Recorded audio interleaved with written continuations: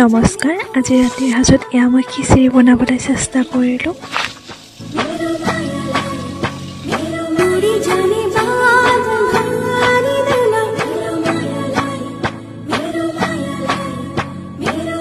जाने